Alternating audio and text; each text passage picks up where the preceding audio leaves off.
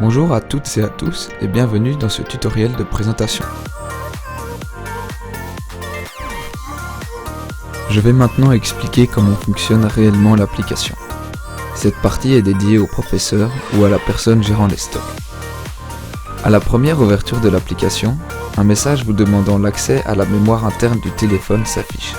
Il est important de l'accepter. Cette manipulation faite, vous arrivez sur un écran vous proposant d'entrer soit dans une session de vente, c'est-à-dire celle que les élèves de la récré utiliseront, soit une session gestion des stocks. C'est cette dernière qui va nous intéresser. Je vous invite donc à cliquer sur cette image. Entrez 0 sur le pop-up et cliquez sur valider. Vous pourrez au passage modifier ce mot de passe plus tard. Si c'est la première fois que vous ouvrez l'application, vous devriez arriver sur cet écran contenant seulement un bouton. Cliquez dessus pour créer votre premier produit. Vous voilà donc arrivé sur l'interface qui va vous permettre de créer un produit. Pour en sauvegarder un, remplissez tous les champs, puis cliquez sur sauvegarder. Je prends ici l'exemple des chips au sel. J'ajoute donc l'image que j'ai préparée auparavant. Dans l'idéal, essayez de recadrer vos images pour les rendre carrées. J'entre ensuite le nom, ici sel. Arrivé au champ catégorie, choisissez-en une dans la liste déroulante, ceci dans le cas où vous avez déjà créé d'autres produits. Si votre nouveau produit n'entre dans aucune catégorie déjà créée, ou que c'est votre premier produit, cliquez sur le petit bouton plus, cela vous permettra d'en créer une nouvelle. J'écris donc ici chips. Remplissez ensuite le champ prix en utilisant la notation avec un point, comme montré ici. Le champ stock correspond au stock que vous possédez actuellement. Une fois tout cela effectué, appuyez sur sauvegarder. Voilà revenu au premier écran, comprenant cette fois la catégorie que vous avez créée. Cliquez sur cette dernière. Sur l'écran qui s'affiche, vous retrouvez le produit que vous venez de créer. Lorsque vous commanderez un produit, il vous suffira de cliquer brièvement dessus pour ouvrir une fenêtre vous permettant d'ajouter au stock ce que vous venez d'acheter.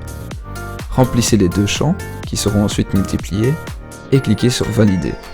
Un message vous annonce le nombre d'unités ajoutées au stock. Si à un moment quelconque vous vous rendez compte qu'une information d'un produit est erronée ou qu'elle a simplement changé, effectuez un clic long sur l'élément à modifier. Vous retrouvez alors la vue de création de produit, vous permettant de modifier ce dernier. Un bouton supprimer est également apparu, il permet comme son nom l'indique de supprimer le produit. Une catégorie est automatiquement effacée une fois tous ces produits supprimés. Après tout ceci, il ne nous reste que les paramètres à parcourir. Pour ce faire, retournez au premier écran qui vous donnait le choix entre les deux sessions, ceci en appuyant sur le bouton retour. Effectuez un clic long sur la session stock et entrez le mot de passe. Sur l'écran qui vient de s'afficher, vous pouvez modifier le mot de passe. Celui-ci ne doit cependant contenir que des chiffres entiers. Le champ du dessous vous permet de régler le plafond auquel l'application vous prévient que le stock arrive à épuisement. En bas, on retrouve deux boutons. Celui noté crédit vous permet d'afficher les noms des créateurs de l'application ainsi qu'une adresse de contact en cas de besoin. Le bouton sauvegarder sert à sauver vos changements. Je vous invite à cliquer dessus. L'explication de cette partie n'est pas tout à fait complète, mais il est nécessaire de comprendre la partie qui va suivre pour finir celle-ci. Je vous invite donc à être attentif à ce qui va suivre.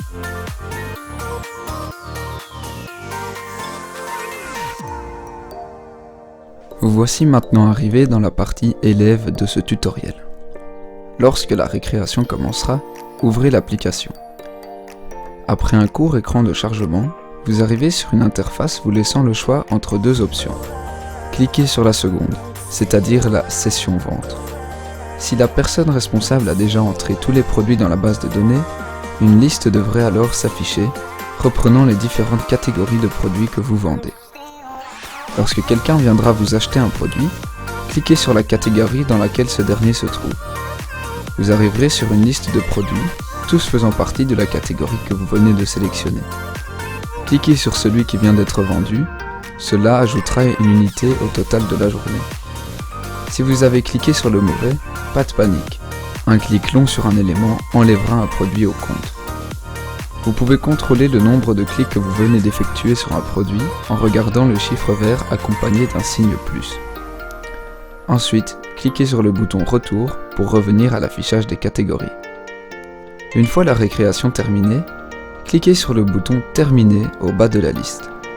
Dans la fenêtre qui s'affiche, entrez le nom d'une personne présente lors de la récréation, acceptant de se porter garante de la somme récoltée. Une fois cela effectué, cliquez sur Terminer. L'écran final vous annonce que le PDF reprenant tout ce qui a été vendu a bien été imprimé, ainsi que le chemin permettant d'y accéder. N'oubliez pas d'éteindre le téléphone ou de couper l'application comme illustré, et ce, avant la prochaine récréation.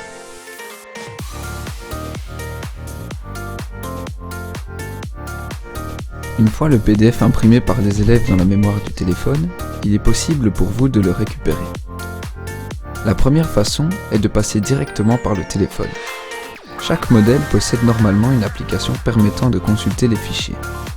Voici comment elle se présente chez Huawei. Accédez au dossier Documents comme montré ici. Chaque fichier généré par l'application Oxfam a une date pour nom, ce qui vous permet d'identifier directement celui que vous recherchez.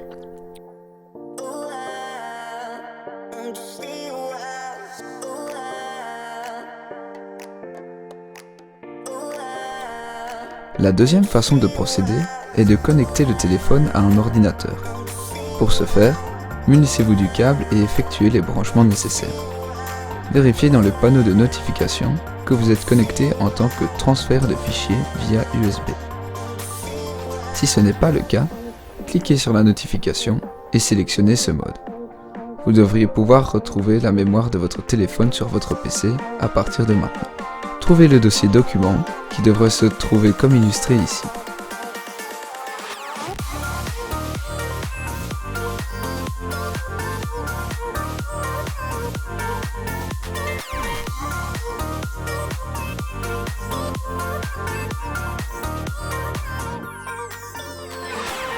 Vous pouvez donc récupérer les fichiers et les consulter sur un écran plus grand.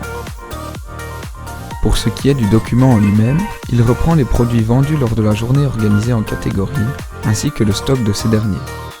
Si le stock est inférieur au stock critique que vous avez défini, le texte apparaît en rouge. En haut, on retrouve le nom de l'élève responsable ce jour-là, ainsi que la recette totale, le tout accompagné de la date.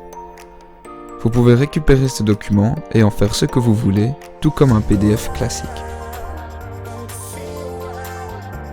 Nous arrivons à la fin de ce tutoriel, merci de l'avoir suivi jusqu'au bout, j'espère pour ma part avoir été clair dans mes explications. Si une question vous vient à l'esprit, vous pouvez toujours envoyer un mail à l'adresse présente dans la description.